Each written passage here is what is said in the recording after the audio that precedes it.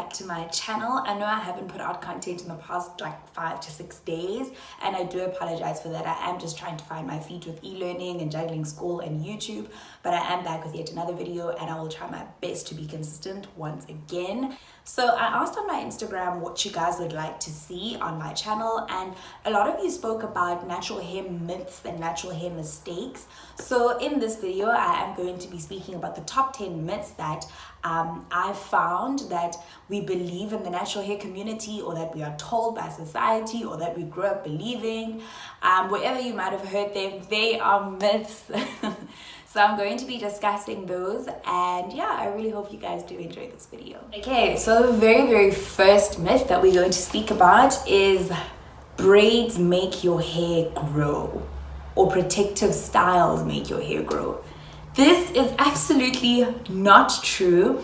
I mean, protective styles will help your hair retain length, but they definitely don't help your hair grow faster or at a faster rate than what your hair would normally grow. In fact, if you leave them in for too long, or you're not looking after your hair underneath the braids, they can actually cause breakage and a little bit of harm to your hair. So this is definitely not true.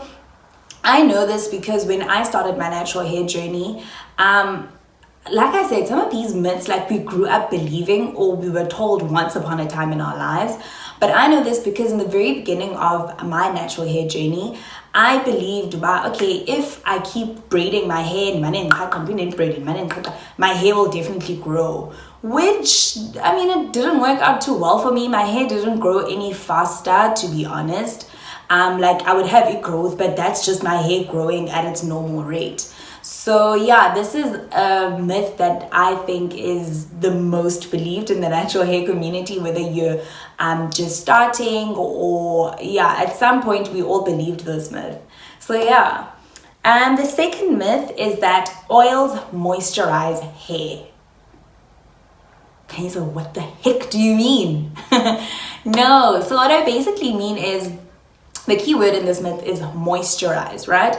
So oils don't moisturize our hair. The only thing that moisturizes our hair is water. Moisture, water. Got it? So oils seal that moisture, right? So that's why we'll have the liquid, oil, and cream. So the liquid will be the water, and the reason why we apply the oil after the water is to seal in that moisture. So oils don't moisturize our hair, rather they seal the moisture into our hair strands. Okay, and then the third myth. Natural hair is about making a point. Oh my goodness, I don't know how many times I've heard this one. So natural hair is about making a point, or a statement, or a political statement, or to dismantle Eurocentric beauty standards. Guys, we are in 2020. I think women are allowed to do whatever the heck they want to do with their hair. If that's entirely up to you.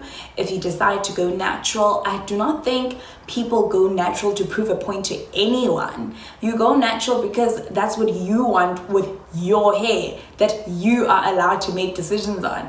So 100%, I know that there are movements like that, but I don't think anybody cuts their hair to prove a point to anybody else.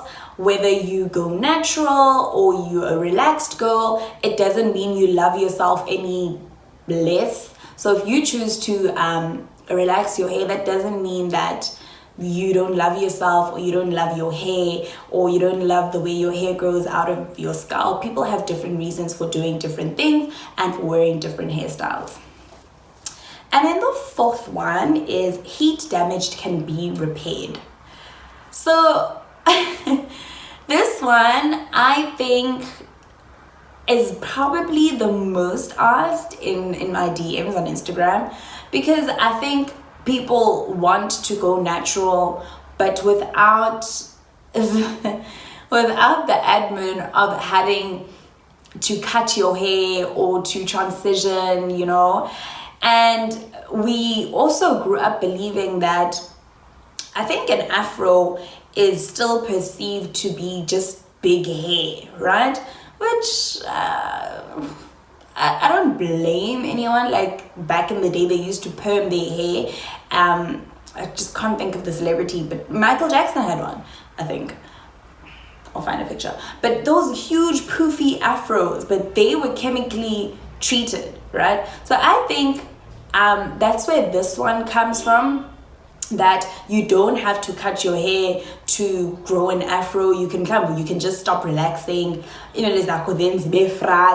once your hair is a fratzi, they will be an afro, because you just take your afro comb and you comb it out and boom, you've got natural hair. But then with people that do that, they end up getting frustrated. Some of you might like your hair like that, but I'm speaking specifically about the group of ladies that will DM me about this. So in the end, you'll get frustrated because now your hair isn't absorbing the product. You've got all the natural hair products, you're doing all the right things, but your hair isn't curling. That's because you've got heat or chemically damaged hair. So you cannot, I know there'll be like products that will say will repair heat damage. There's no such thing. Nothing can repair heat damage. Nothing can change your hair or convert your hair from chemically treated hair or heat damaged hair to an afro. You definitely have to cut.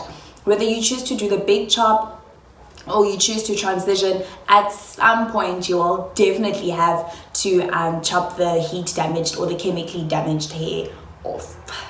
And I know like this sounds terrible, like what do you mean I must cut my hair? My hair's been growing for so long.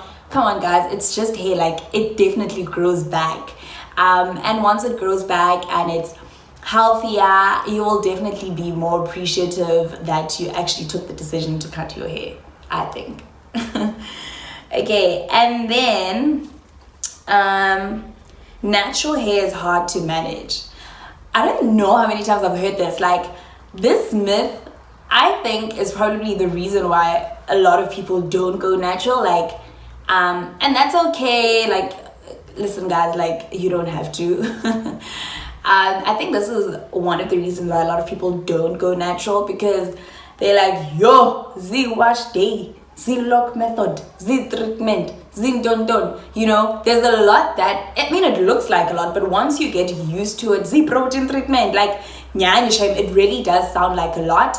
But I think once you get into it and once you used to, you know, you've learned your hair and you know what it wants and at what point, it is not that hard to manage. If anything, to me, it's quite simple. Your hair needs a wash day because you need to clarify your scalp. You need to remove the product buildup from your scalp and your hair. Your hair only needs water every day. I mean, come on. You don't have to spray the water. You can be under the shower and do this.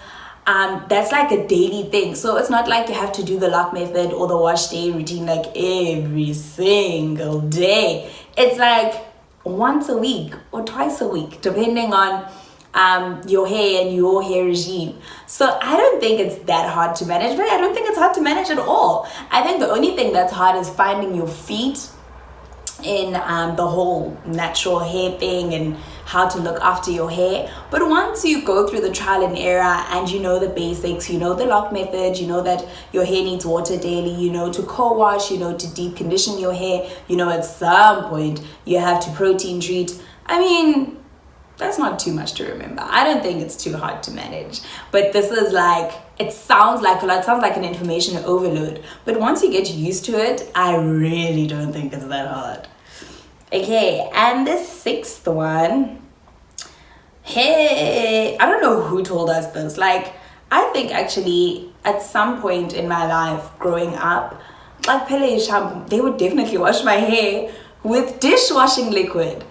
Guys, so this myth says you can replace shampoo with dishwashing liquid. There's absolutely no ways you can replace dishwashing liquid. I mean, replace shampoo with dishwashing liquid.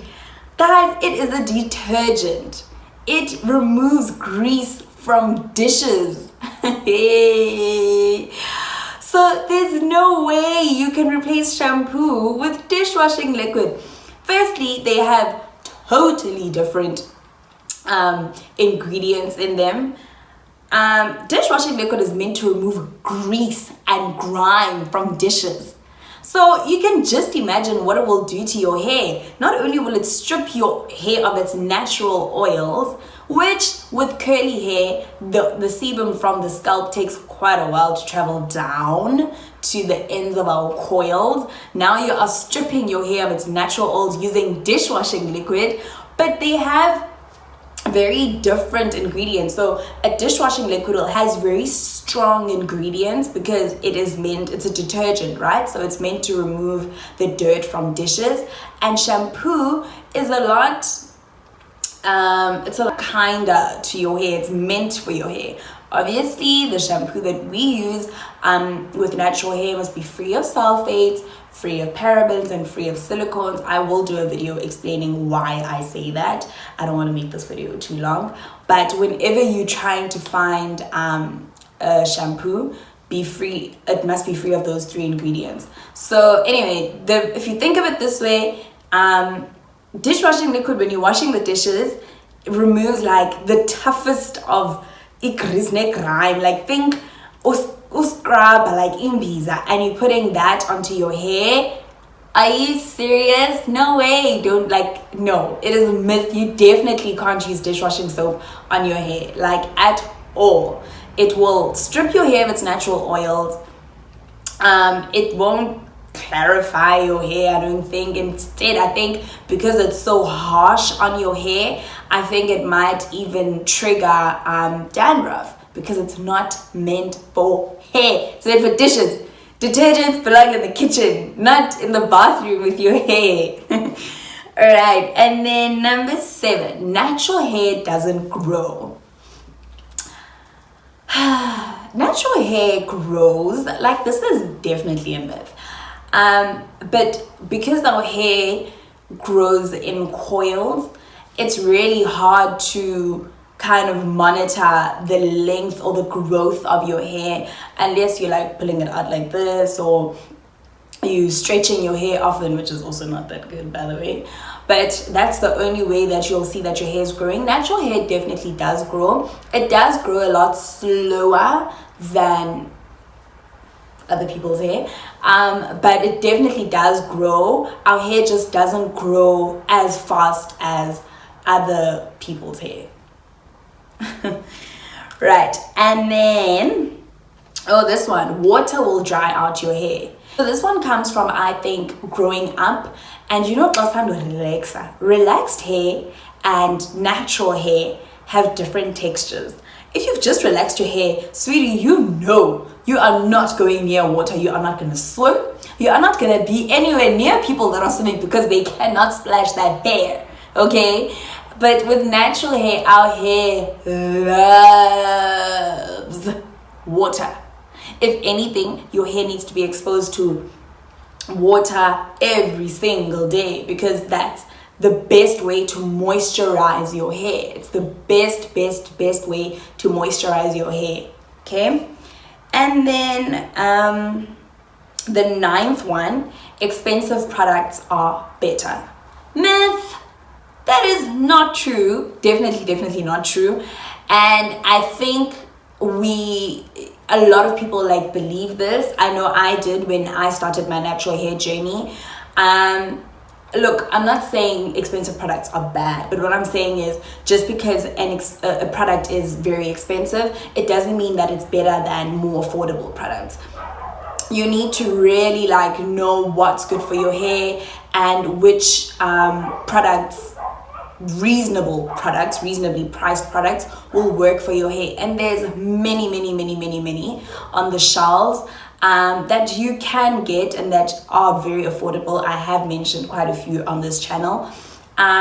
So just because a product is expensive, it definitely does not mean it will be better. For example, let's say a product that is 300 Rand, a deep conditioner, let's say that is 300 Rand versus a deep conditioner that is 80 Rand. It doesn't mean that the deep conditioner that's 80 Rand will be worse than the 300 Rand one, but it also doesn't mean that 300 Rand one's bad. Just don't buy expensive products because you think they are better than the cheaper products. Don't do that. That is definitely not true. And the last one, natural hair is hard to style or it isn't versatile. I think this is also not true, whether your hair is a teeny weeny afro or it grows down to your shoulders or you still at cheekbone length, whichever length that you're at. I think there's a lot of hairstyles that you can try, and my favorite one is just wearing your hair out. We are blessed with hair that grows up. We are blessed with hair that defies gravity. We are blessed with beautiful coils that we can define no matter whether they are this short or that long. I think we have the most beautiful hair, and I think we need to learn and try and find hairstyles that will suit our hair at different lengths, and not be frustrated that, my hair is short, I can't do a high puff. That's okay, you can't do a high puff right now, but you can put some maybe curl defining cream and do a side path and lay your edges, girl. That is like my all-time fave short hair, natural hairstyle. Like where you do the side path, your hair is nice and coily because you are a consistent gal and your edges are laid for the gods, right? That is by far my favorite short hair hairstyle. And as your hair grows, you'll sleek it down, you'll wear an updo. If your hair's in an awkward length, you will wear it out, you will do some you'll lay your edges, you can wear accessories, Alice bands, the works. I think our hair is so versatile. You can do dreadlocks, you can do, there's so many things that you can do with natural hair. And I really don't think that it's true or it's fair to say that our hair is not versatile or it's difficult to style. I think it just takes sitting in the mirror, playing around with your hair. I know you guys know that like I'm not experimental when it comes to hairstyles, but this hairstyle took me literally 5 minutes to do. Take some hair out, braid it, put a bead. Take some hair out, braid it, put a bead. And I clipped a pin in here, and that's it. And it looks so different to what my normal high puff would be. I mean, how is that not versatile? Come on, how is that not versatile? So yeah, those are my 10 myths. Please tell me which one out of the 10 that you believed, and because of this video, you have now been free of the myths that have been sold to you, and which one you still believe. Or let's just interact in the comment section. I really hope you guys did enjoy this video, and if you have any other video suggestions, don't forget to comment them down below. And if you have not yet subscribed, please do click the subscribe button. Also, please share these videos, and don't forget to like, share, comment and subscribe. I love you guys lots and lots and lots, and I really hope everybody's staying safe and that you guys are okay. And I'll see you guys in the next video, and thank you so much for being part of the K Monqo family. Mwah.